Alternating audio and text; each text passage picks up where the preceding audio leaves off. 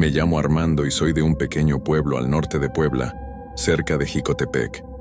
Lo que voy a contarles cambió mi vida para siempre, y hasta el día de hoy no puedo dormir tranquilo. Todo comenzó cuando mi papá falleció. Él me dejó 5 hectáreas de cafetal, tierras que había trabajado toda su vida. Yo vivía en la ciudad de Puebla con mi esposa, llevaba años ahí, y la verdad nunca me gustó el campo. Soy más de ciudad, siempre lo fui. Pero cuando papá murió, no tuve opción. Alguien tenía que hacerse cargo de esas tierras. Regresé al pueblo sin saber en qué me estaba metiendo. Cuando llegué, descubrí que había una familia viviendo en un pedacito de la propiedad. Mi papá les había prestado ese espacio desde hacía muchos años. Era don Beto, su esposa y su hijo como de 15 años. Eran gente humilde que habían construido una choza pequeña ahí mismo donde sembraban. Al principio no le di importancia, pensé que podríamos arreglar las cosas de buena manera, pero pronto empecé a escuchar cosas extrañas sobre don Beto en el pueblo. La gente decía que era un hombre raro, muy raro. Los vecinos contaban que lo habían visto comiendo carne cruda.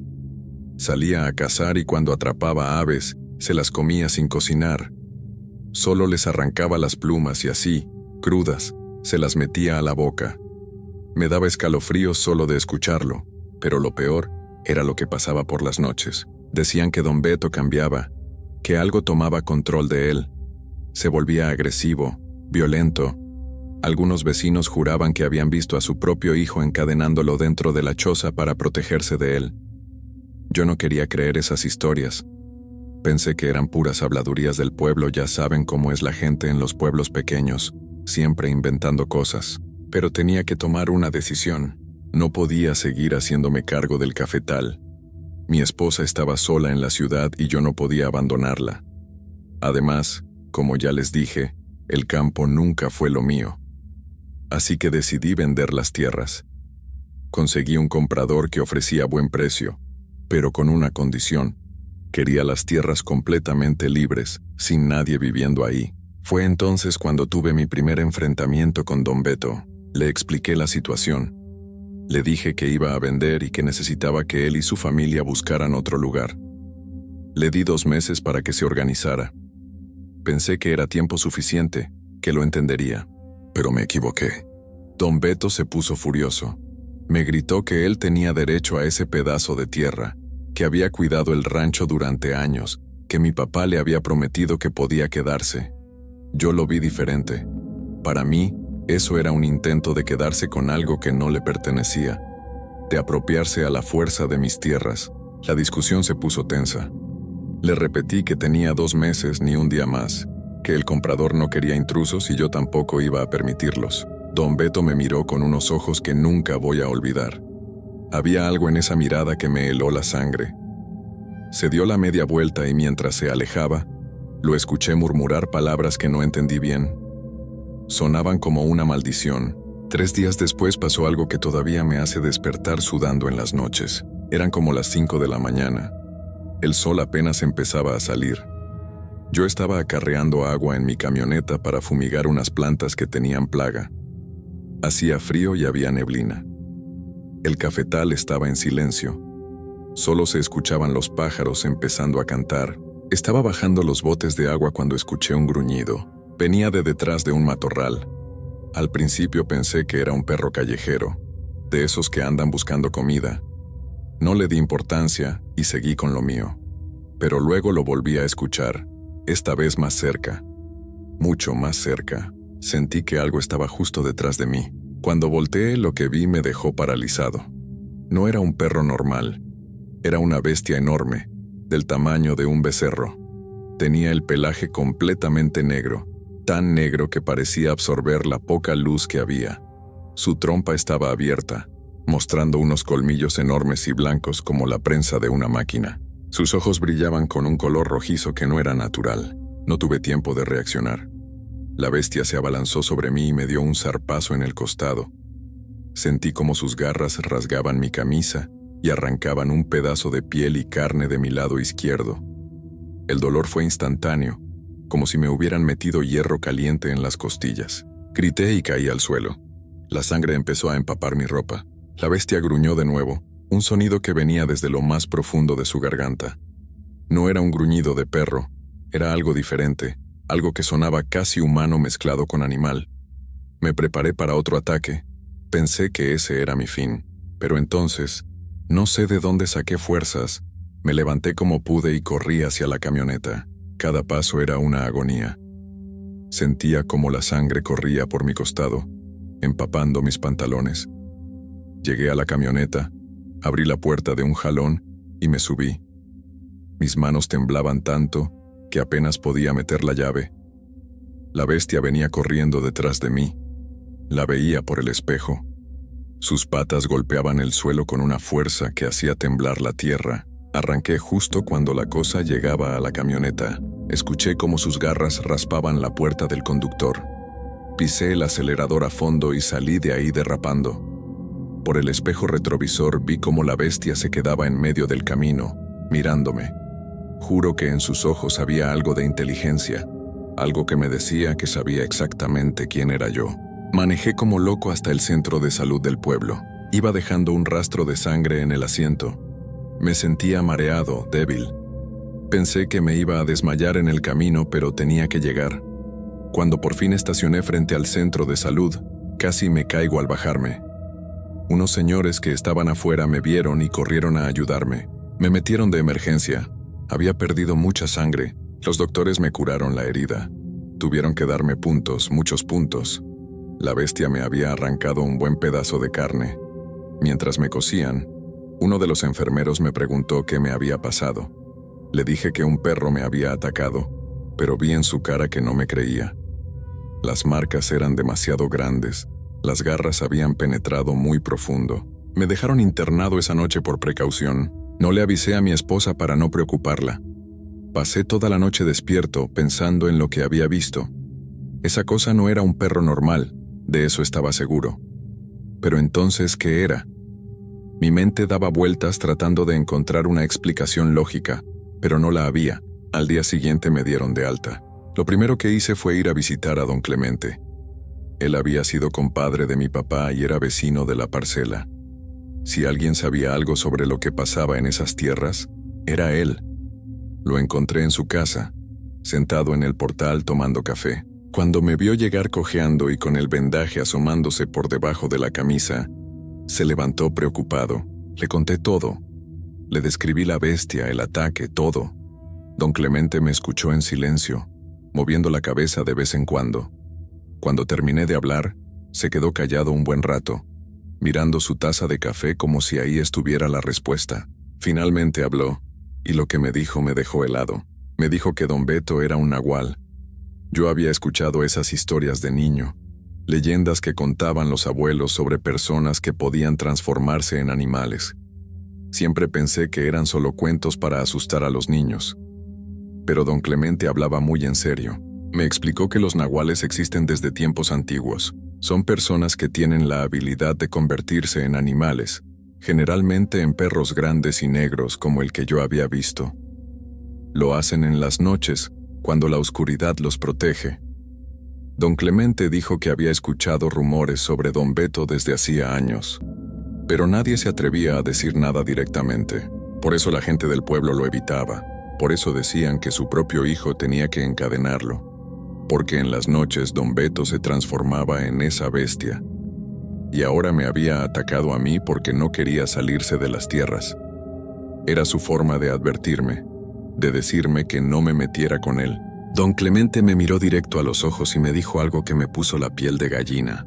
Me dijo que tuviera mucho cuidado, que esa había sido solo una advertencia, que la próxima vez la bestia no se detendría, que si yo insistía en sacar a don Beto de las tierras, él volvería a atacar.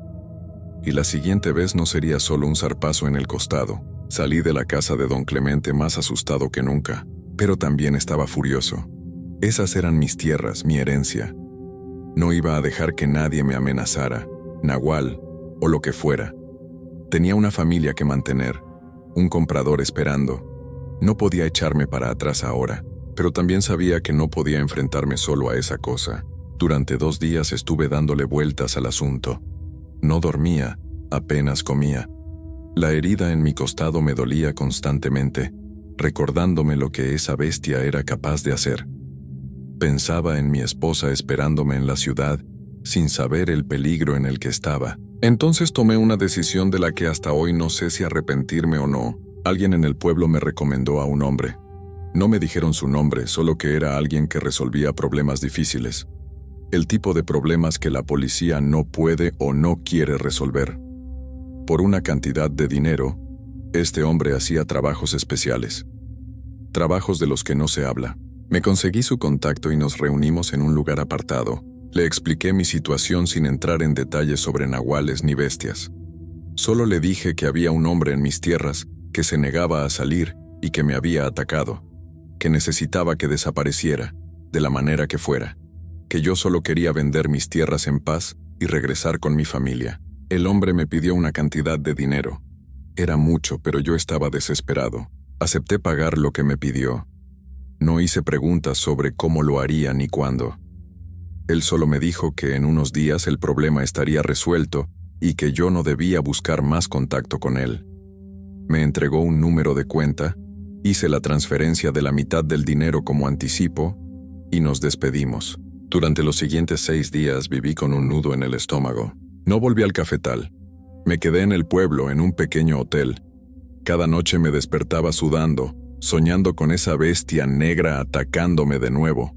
Me revisaba el vendaje constantemente, viendo cómo la herida iba sanando lentamente.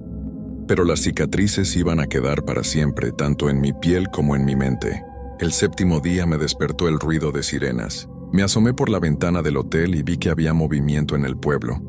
Gente corriendo, hablando en grupos. Salí a preguntar qué pasaba y un vecino me dio la noticia. Habían encontrado el cuerpo de Don Beto tirado en un barranco, del otro lado del pueblo. Sentí que el corazón se me salía del pecho. Dicen que unos señores que iban a cortar leña lo encontraron. El cuerpo había caído por una pendiente bien pronunciada. Las autoridades llegaron, hicieron sus investigaciones básicas. En pueblos como ese, cuando alguien aparece en un barranco, generalmente lo catalogan como accidente. Don Beto pudo haber estado tomado, pudo haber resbalado. Esas cosas pasan. Nadie hizo muchas preguntas. Completé el pago al hombre como habíamos acordado. Nunca volví a saber de él ni busqué más contacto. El trabajo estaba hecho y yo solo quería olvidarme de todo esto. Pero las cosas no terminaron ahí. Esa misma semana, la esposa y el hijo de Don Beto empacaron sus cosas y se fueron de la choza. No dijeron a dónde iban ni se despidieron de nadie. Simplemente desaparecieron del pueblo una madrugada. Pensé que con eso todo había acabado, que por fin podría vender las tierras y regresar a mi vida normal. Qué equivocado estaba. Unos días después fui con uno de mis trabajadores a revisar la choza para destruirla. Necesitaba dejar las tierras completamente limpias para el comprador. Cuando llegamos, la puerta estaba abierta, moviéndose con el viento. Adentro estaba todo revuelto, ropa tirada, trastes sucios, cenizas en el fogón. Pero había algo más. En una de las paredes, clavado con un clavo oxidado, había un pedazo de cartón. Me acerqué a verlo y sentí cómo se me erizaba cada pelo del cuerpo. Había un mensaje escrito con carbón, con letras grandes y temblorosas. Decía exactamente esto: sabemos que fuiste tú, me las pagarás con la misma moneda. Las manos me empezaron a temblar. Era una amenaza directa. El hijo de Don Beto sabía que yo había tenido algo que ver con lo que le pasó a su papá. No sé cómo lo supo, quizás lo intuyó, quizás alguien habló, pero lo sabía, y me estaba amenazando. En ese momento solo pude pensar en una cosa: mi esposa. Ella estaba sola en la ciudad, sin saber nada de lo que había pasado. Era lo único que amaba en este mundo, lo único que me importaba de verdad. Y ahora podía estar en peligro por mi culpa. El hijo de Don Beto podía ir tras ella para vengarse, para hacerme pagar por lo que le había hecho a su padre. El miedo me invadió como nunca antes. No era miedo por mí, era miedo por ella. Arranqué el cartón de la pared y salí corriendo de esa choza maldita. Le dije al trabajador que quemara todo, que no dejara nada en pie. Esa misma tarde empecé a hacer llamadas para vender las tierras lo más rápido posible. Ya no me importaba el precio. El comprador original ofrecía una buena cantidad, pero el proceso iba a tardar semanas. No podía esperar tanto. Encontré a otro comprador que me ofreció mucho menos, casi la mitad del valor real de las tierras. Pero podía cerrar el trato en 3 días. Acepté sin pensarlo 2 veces. Firmé los papeles, recibí el dinero y me largué de ese pueblo como alma que lleva el diablo. No me despedí de nadie, ni siquiera de don Clemente. Solo quería poner la mayor distancia posible entre yo y ese lugar maldito. Manejé de regreso a la ciudad sin parar. Fueron más de 3 horas de camino, pero las hice en 2:30. Cuando llegué al departamento y vi a mi esposa, la abracé tan fuerte que ella se asustó. Me preguntó qué me pasaba, por qué estaba tan alterado. Le dije que solo la había extrañado mucho, que había sido una semana muy difícil. No le conté nada de lo que había pasado. Hasta el día de hoy ella no sabe nada sobre la bestia negra, sobre don Beto, sobre el hombre que contraté. No sabe que su vida estuvo en peligro por decisiones que yo tomé. Y prefiero que siga así. Hay cosas que es mejor no saber. Pasaron las semanas y yo seguía nervioso. Cada vez que sonaba el teléfono, me sobresaltaba. Cada vez que escuchaba pasos en el pasillo del edificio, me asomaba por la mirilla. Tenía miedo de que el hijo de don Beto me hubiera seguido, de que apareciera una noche para cumplir su amenaza. Pero no pasó nada. Los meses fueron pasando y todo parecía haber quedado atrás. La herida en mi costado sanó, aunque las cicatrices quedaron bien marcadas. 3 líneas profundas que me recuerdan cada día lo que pasó. Cuando mi esposa me preguntó por ellas, le dije que había tenido un accidente en el cafetal, que un alambre de púas me había rasgado. Ella me creyó, o al menos no preguntó más. Han pasado ya varios años desde aquello. Nunca volví a ese pueblo cerca de Jicotepec. Ni siquiera paso cerca cuando viajo por esa carretera. Prefiero dar la vuelta, aunque me tome horas más de camino. Solo de pensar en esas tierras se me revuelve el estómago. A veces me pregunto si hice lo correcto. En las noches, cuando no puedo dormir, me pongo a pensar en don Beto. Era un hombre extraño, sí, pero también era un padre de familia. Tenía una esposa y un hijo que dependían de él. Vivían en la pobreza, pero era lo único que tenían. Y yo les quité todo por unas tierras que al final vendí casi regaladas. Pero entonces recuerdo esa bestia. Recuerdo sus ojos rojos brillando en la oscuridad. Recuerdo el dolor cuando sus garras me arrancaron la carne. Recuerdo el terror que sentí pensando que iba a terminar despedazado en medio del cafetal. Y entonces ya no sé qué pensar. Don Clemente tenía razón cuando me dijo que era un nahual. He investigado sobre eso desde entonces. He leído historias. He hablado con gente que sabe de estas cosas. Los nahuales existen, no son solo leyendas. Son personas que tienen un pacto con fuerzas que no entendemos, que pueden tomar la forma de animales. La mayoría se convierte en perros negros, pero también hay quienes se vuelven jaguares, coyotes o aves. Dicen que ese poder se hereda de generación en generación, y eso es lo que más me quita el sueño. Porque si don Beto era un nahual, existe la posibilidad de que su hijo también lo sea, que haya heredado esa habilidad de transformarse, que esté esperando el momento adecuado para cumplir su amenaza. He tomado precauciones. Me mudé con mi esposa a otra colonia de la ciudad. No le dije el verdadero motivo, solo que quería un lugar más tranquilo. Instalé cámaras de seguridad alrededor del edificio. Tengo 2 perros guardianes que duermen en el patio. Y siempre, reviso que las puertas estén bien cerradas antes de dormir. Mi esposa piensa que me volví paranoico después de la experiencia en el pueblo. No le falta razón. Cada vez que veo un perro negro en la calle, el corazón se me acelera. Una vez, hace como 2 años, vi uno enorme cerca de la casa. Me quedé paralizado, observándolo desde la ventana. El animal me miró directamente, como si supiera que yo estaba ahí. Se quedó parado unos segundos que me parecieron eternos, y luego siguió caminando. Esa noche no dormí nada. También hay ocasiones en que siento que alguien me observa.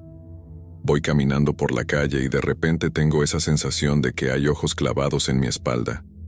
Volteo rápidamente, pero nunca veo nada fuera de lo normal. Solo gente común haciendo su vida normal, pero la sensación no se va. A veces me arrepiento de haber vendido esas tierras. Pienso que si simplemente las hubiera abandonado, si hubiera dejado que don Beto y su familia se quedaran ahí, nada de esto habría pasado. Estaría viviendo tranquilo, sin miedo, sin ver bestias negras en cada esquina. Pero luego me doy cuenta de que ya era demasiado tarde desde el momento en que regresé al pueblo. Don Beto no iba a permitir que nadie le quitara esas tierras. Él ya había tomado la decisión de atacarme, de advertirme de la forma más violenta posible. Si yo hubiera dado marcha atrás, habría vivido con el miedo de que en cualquier momento volviera a atacar, o peor, que atacara a mi esposa. No tenía opción. Eso es lo que me digo cada vez que las dudas me invaden. Que no tenía opción, que fue en defensa propia, que cualquier persona en mi lugar habría hecho lo mismo. Pero en el fondo, muy en el fondo, sé que lo que hice no tiene justificación. Le quité la vida a un hombre. No importa que fuera un nahual, no importa que me hubiera atacado. Al final del día, don Beto era un ser humano. Tenía familia, tenía sentimientos, tenía derecho a vivir. Y yo le pagué a alguien para que le quitara ese derecho. Cargo con eso todos los días. Mi esposa nota que he cambiado. Me pregunta si estoy bien, si algo me preocupa. Le digo que es el trabajo, que es el estrés de la ciudad. Ella me cree porque me ama y porque no tiene razón para dudar de mí. Pero yo sé la verdad.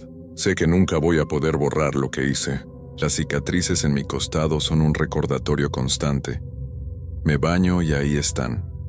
3 líneas gruesas y rosadas que nunca van a desaparecer. A veces las toco y recuerdo ese momento exacto cuando la bestia me atacó. El dolor, el miedo, la certeza de que iba a morir ahí solo en medio del cafetal, pero también me recuerdan lo que vino después, la decisión que tomé, el dinero que pagué, el cuerpo en el barranco, la amenaza en el pedazo de cartón. Todo está conectado. Una cosa llevó a la otra, y yo fui el que puso todo en movimiento.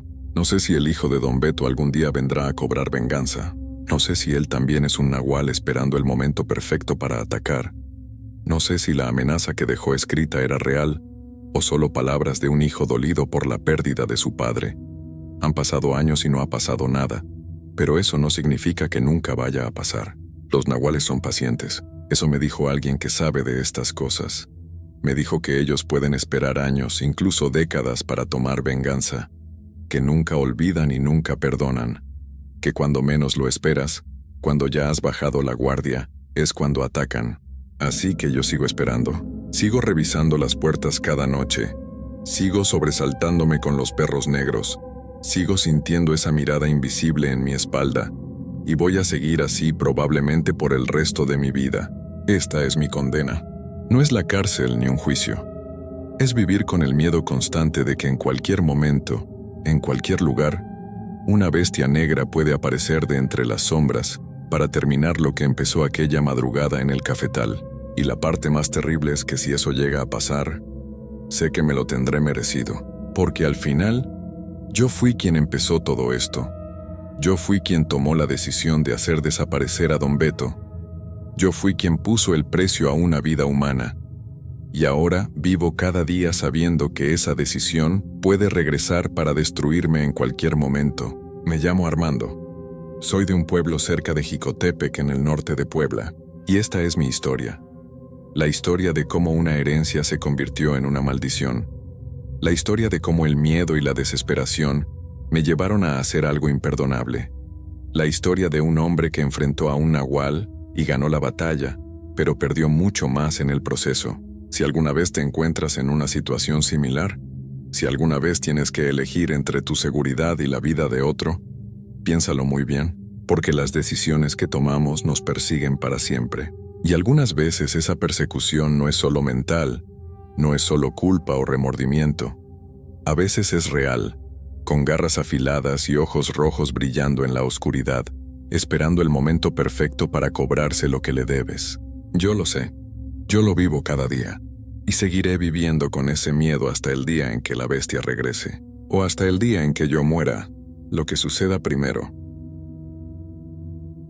Me llamo Augusto, soy de un pueblo pequeño aquí en México, y lo que voy a contar es algo que me ha perseguido todos estos años, algo que no puedo quitarme de la cabeza, ni de día ni de noche. Esta es mi historia, la historia de mi hijo Horacio, y de cómo todo se volvió una pesadilla. Todo empezó hace unos años. cuando Horacio tenía apenas 12 años. Era un niño normal, alegre, le gustaba jugar fútbol con sus amigos en la calle. Pero un día, sin razón alguna, comenzó a sentirse mal. Al principio, pensamos que era una gripa común, ya saben, esas que dan en época de frío. Le di té de limón, lo abrigué bien, pero nada funcionaba. Pasaron los días y Horacio empeoraba. Dejó de comer, ya no quería levantarse de la cama. Su piel se puso pálida, casi gris. Lo llevé al doctor del pueblo, y el doctor me dijo que no sabía qué tenía, que mejor lo llevara a la ciudad, a un hospital más grande. Así lo hice. Vendí mi camioneta para pagar los estudios, las consultas con especialistas. Me endeudé con quien pudo prestarme dinero. Los doctores de la ciudad tampoco encontraban nada. Decían que sus análisis salían normales, pero mi hijo se estaba consumiendo frente a mis ojos. Cada día estaba peor. Dejó de hablar, su cuerpo empezó a torcerse, sus manos se deformaron como garras. Era como si algo lo estuviera devorando por dentro. Yo me quedaba junto a su cama toda la noche, llorando, pidiéndole a Dios que me dijera qué hacer. Gasté todo lo que tenía. Vendí mi casa, mis herramientas, todo. Nos fuimos a vivir con mi hermana Rosa, aquí en el pueblo. Ella fue quien me habló de Dago. Me dijo que conocía a un hombre que podía ayudar cuando los doctores ya no podían hacer nada. Al principio me negué. Yo soy católico, voy a misa los domingos, y esas cosas de brujos siempre me parecieron del demonio. Pero cuando ves a tu hijo agonizar, cuando lo ves sufrir y nadie puede ayudarlo, uno está dispuesto a hacer lo que sea. Rosa me insistió. Me contó que Dago había ayudado a mucha gente del pueblo con problemas que nadie más podía resolver. Me dijo que él trabajaba con cosas oscuras, sí, pero que era efectivo. Yo tenía miedo, pero también tenía más miedo de perder a Horacio. Una noche, después de ver a mi hijo retorcerse de dolor en su cama, tomé la decisión. Le dije a Rosa que me llevara con Dago. La casa de Dago estaba en las afueras del pueblo, casi escondida entre los árboles. Era una casa vieja, de adobe, con las ventanas tapadas con cortinas negras. Cuando Rosa tocó la puerta, tardaron en abrir. Finalmente salió un hombre alto, delgado, de unos 50 años. Tenía el cabello largo y negro, ojos oscuros que parecían ver a través de uno. Me miró de arriba a abajo, y sin decir palabra, nos dejó pasar. Adentro olía raro, como a hierbas quemadas y algo más que no pude identificar. Había velas por todos lados, imágenes extrañas en las paredes, cosas que nunca había visto. Dago nos hizo sentar y me preguntó qué necesitaba. Le conté todo sobre Horacio, sobre su enfermedad, sobre cómo los doctores no encontraban nada. Él escuchó en silencio, sin mostrar ninguna emoción en su rostro. Cuando terminé de hablar, Dago cerró los ojos por un momento como si estuviera pensando o sintiendo algo. Luego me miró directo a los ojos y me dijo que podía ayudar a mi hijo, pero que había un precio. No hablaba de dinero. Me dijo que lo que haría requería fuerzas de otro mundo, que habría consecuencias. Le pregunté qué tipo de consecuencias, pero solo me dijo que si quería salvar a Horacio, tenía que confiar en él y no hacer preguntas. Yo estaba desesperado. No me importaba nada más que salvar a mi hijo. Le dije a Dago que sí, que hiciera lo que tuviera que hacer. Él asintió y me dijo que trajera a Horacio esa misma noche. Rosa me ayudó a llevar a mi hijo en brazos hasta la casa de Dago. Horacio ya casi no pesaba nada, estaba como un esqueleto cubierto de piel. Cuando llegamos, Dago ya tenía todo preparado. En el centro de la habitación principal había dibujado una estrella grande en el suelo, con algo que parecía sal o tiza blanca. Alrededor de la estrella había velas negras y rojas, todas encendidas. El olor a hierbas quemadas era más fuerte que antes. Me pidió que acostara a Horacio en el centro de la estrella, boca arriba. Lo hice con mucho cuidado. Mi hijo apenas respiraba. Tenía los ojos entreabiertos, pero no parecía ver nada. Dago me pidió a mí y a Rosa que nos quedáramos en una esquina y que no hiciéramos ningún ruido, que no nos moviéramos sin importar lo que viéramos o escucháramos. Yo asentí aunque el miedo me estaba comiendo por dentro. Dago comenzó a caminar alrededor de la estrella. murmurando palabras que yo no entendía. No era español, no era inglés. Era algo más antiguo, algo que sonaba como si viniera de muy lejos en el tiempo. Su voz se fue haciendo más fuerte, más intensa. Las velas empezaron a parpadear aunque no había viento en la habitación. Yo sentí un frío que me caló hasta los huesos. Entonces Dago sacó una botella con un líquido oscuro y empezó a rociar a Horacio con ese líquido mientras seguía con sus cánticos. Mi hijo empezó a moverse, a retorcerse en el suelo. Yo quise correr hacia él, pero Rosa me sujetó del brazo. Me recordó que Dago nos había dicho que no nos moviéramos. Las lágrimas me corrían por la cara mientras veía a mi hijo sufrir. Las velas se apagaron todas al mismo tiempo. La habitación quedó completamente oscura. Solo se escuchaba la voz de Dago y los gemidos de Horacio. Yo temblaba de miedo. Pasaron unos minutos que se sintieron como horas. De repente, las velas se encendieron solas, todas al mismo tiempo. Dago había terminado. Estaba de rodillas, sudando, respirando con dificultad como si hubiera corrido durante horas. Me acerqué a Horacio. Estaba dormido, pero respiraba mejor. Su piel ya no se veía gris, tenía algo de color. Dago me dijo que lo llevara a casa, que en 3 días estaría mejor. Me cobró muy poco dinero, casi nada. Eso me pareció extraño, pero no pregunté nada. Solo quería llevarme a mi hijo de ahí. Los siguientes 3 días fueron de angustia. Horacio durmió casi todo el tiempo, pero poco a poco empezó a despertar. Al tercer día, abrió los ojos y me habló. Me dijo que tenía hambre. Yo lloré de felicidad. Mi hijo estaba vivo. Estaba mejorando. En 1 semana ya podía levantarse de la cama. En 2 semanas caminaba solo. Era un milagro. Lo llevé de nuevo al hospital para que lo revisaran. Los doctores no podían creer lo que veían. Me preguntaban qué había pasado, qué tratamiento le había dado. Yo les dije que solo había rezado mucho, que no había hecho nada especial. Ellos revisaron todos sus estudios anteriores y no entendían cómo un niño que estaba tan mal ahora estaba completamente sano. Yo tampoco lo entendía, pero estaba feliz. Pasaron los meses y Horacio siguió bien. Volvió a la escuela, volvió a jugar con sus amigos. Todo parecía normal otra vez. Yo conseguí trabajo en una tienda y empecé a ahorrar para conseguir una casa propia de nuevo. La vida estaba volviendo a la normalidad, pero entonces empecé a notar cosas extrañas en Horacio. A veces lo encontraba hablando solo en su cuarto, en ese idioma raro que Dago había usado. Cuando le preguntaba qué decía, me miraba confundido y me decía que no había dicho nada. Por las noches lo escuchaba caminar por la casa, murmurar cosas. Una vez lo encontré dibujando símbolos extraños en un cuaderno, símbolos que se parecían a la estrella en la que Dago lo había acostado. Le pregunté a Horacio dónde había visto esos símbolos, quién le había enseñado a dibujarlos. Él me dijo que nadie, que simplemente aparecían en su cabeza, que sentía que tenía que dibujarlos. Eso me preocupó mucho. Fui a hablar con Rosa, le conté lo que estaba pasando.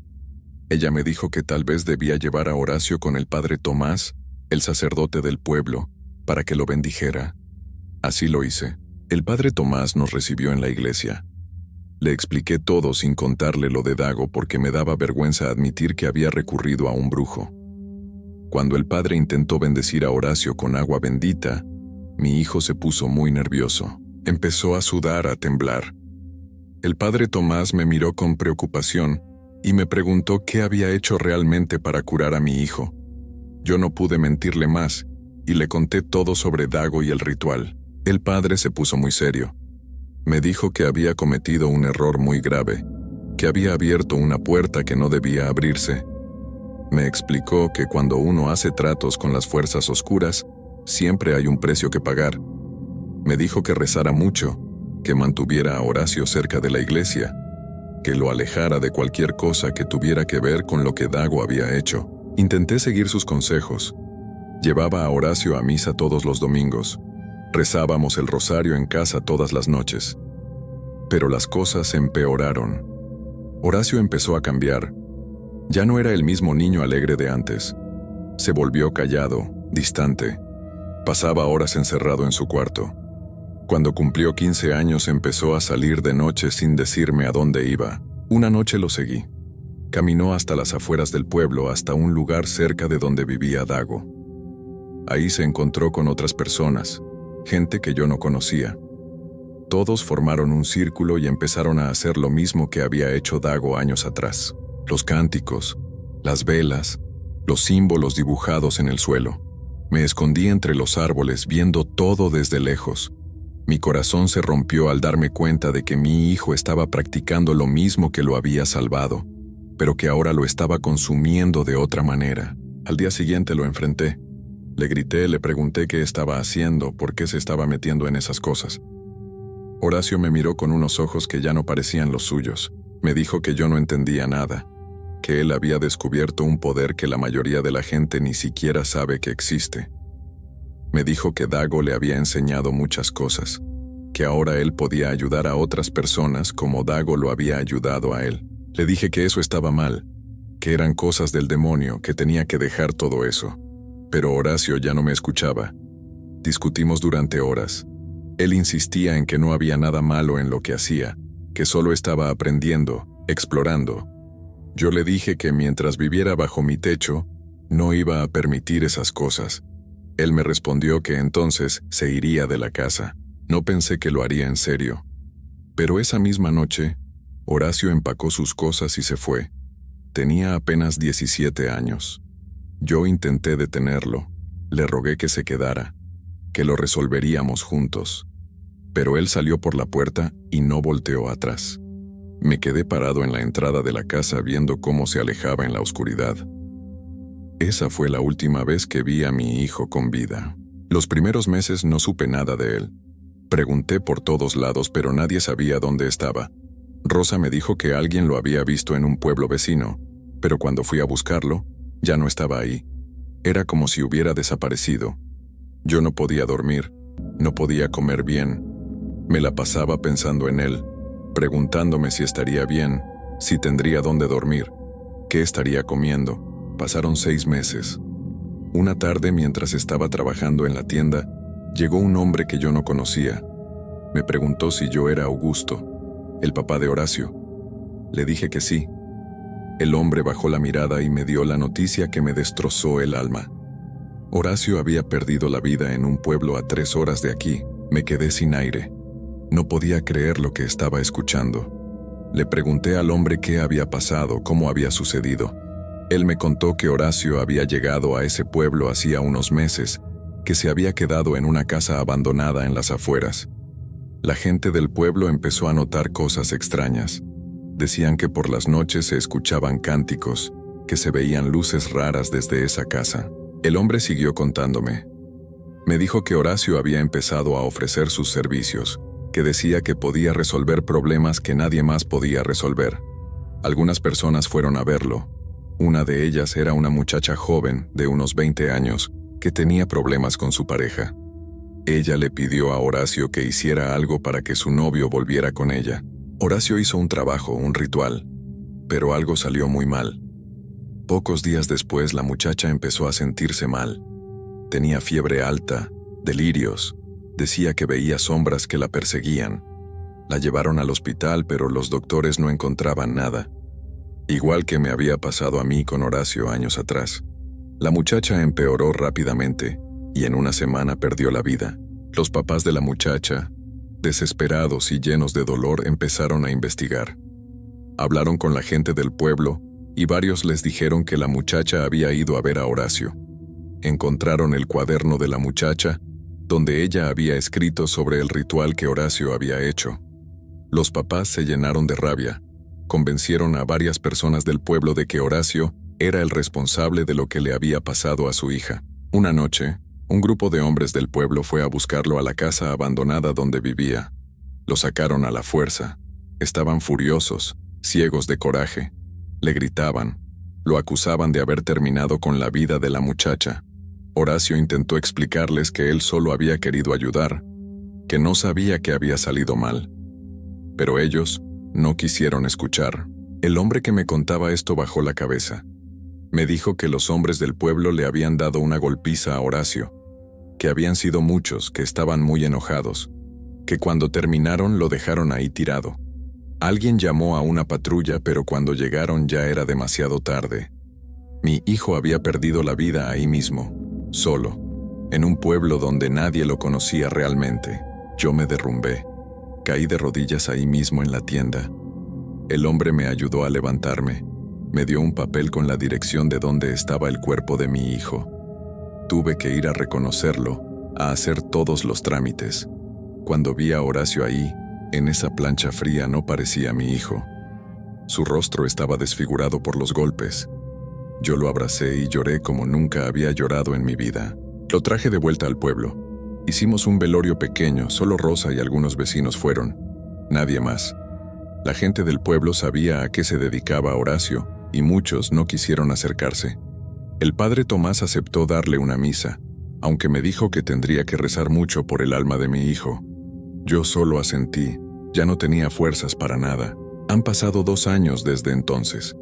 2 años en los que no he podido vivir en paz. Me pregunto todos los días si fue mi culpa. Si no hubiera llevado a Horacio con Dago, tal vez habría perdido la vida por la enfermedad, pero al menos habría sido en paz, en su cama, rodeado de su familia. En cambio lo salvé para que terminara metido en ese mundo oscuro que finalmente lo destruyó. A veces por las noches escucho ruidos en mi casa, pasos, murmullos. No sé si es mi imaginación o si es algo más. Hay noches en las que siento que alguien está parado junto a mi cama, viéndome dormir. Otras veces escucho la voz de Horacio llamándome desde algún lugar de la casa. Pero cuando voy a buscar, no hay nadie. Rosa me dice que debería mudarme, que debería dejar este pueblo y empezar de nuevo en otro lugar. Pero yo no puedo irme. Siento que si me voy, estaría abandonando a Horacio por segunda vez. La primera vez lo corrí de mi casa, y eso terminó con su vida. No puedo volver a dejarlo. El padre Tomás viene a bendecir mi casa cada mes. Me dice que rece, que pida perdón, que tenga fe. Yo lo hago. Rezo todos los días. Le pido a Dios que perdone a mi hijo, que lo tenga en un lugar de paz. Pero en el fondo, no sé si hay perdón para lo que hicimos, para las puertas que abrimos. Esta es mi historia. La historia de cómo el amor de un padre por su hijo nos llevó a ambos por un camino del que no había regreso. Si alguien escucha esto y está pensando en buscar ayuda en lugares oscuros, por favor, no lo haga. El precio siempre es más alto de lo que uno puede imaginar. Yo pagué con la vida de mi hijo, y ahora vivo cada día con ese peso en el alma. Hay noches en las que desearía haber dejado que las cosas siguieran su curso natural años atrás. Al menos así Horacio estaría en paz, y yo también. Pero uno no puede regresar el tiempo. Solo puede vivir con las consecuencias de sus decisiones. Y yo viviré con las mías hasta el día en que me toque partir de este mundo. Que Dios nos perdone a todos.